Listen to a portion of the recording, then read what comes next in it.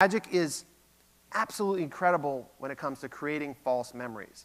It's been said that memory is attention in the past tense, and if we can misdirect people's attentions, we can also misdirect their memories.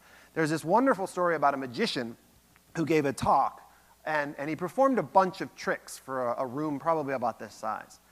And then at the end, he described a trick where a coin vanished from one end of the room and appeared at the other, but he didn't perform the trick. And then a week later, the students, I think it was a classroom, were asked to describe what happened. And most of the students remembered seeing the coin travel from one end of the room to the other. Okay? The mere act of imagining an act is enough to create, in many cases, a false memory of actually having witnessed that act. And this has been verified in countless studies. Psychologists have been able to imprint false memories of accidents and traumas from childhood. In mock crime scenes, cars have changed color. Witnesses have changed sex, gender.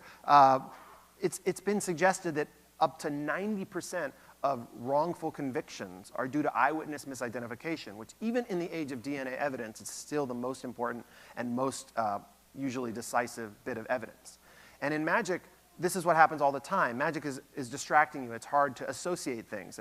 And you wouldn't believe the kinds of statements that people make when I show them a trick and then they'll, later on, oh, I never even told you what the card is. Because I say things like, no, you're just thinking of a card, right? Or I say, no, you shuffled. Maybe they only cut. Or I'll lied questions. I'll say, hey, if I could do this without even touching the deck, that'd be pretty impressive. I get them to say yes, but they're secretly agreeing to something else, which is I never touched the deck, but maybe I did, So these are all really interesting things that magicians are good at. Imagine that you're seeing the card rising to the top of the deck. Imagine that the coin is traveling.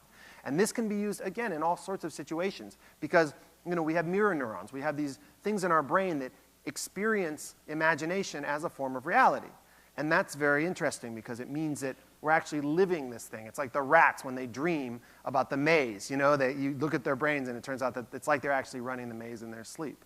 And so magicians are wonderful at this as well.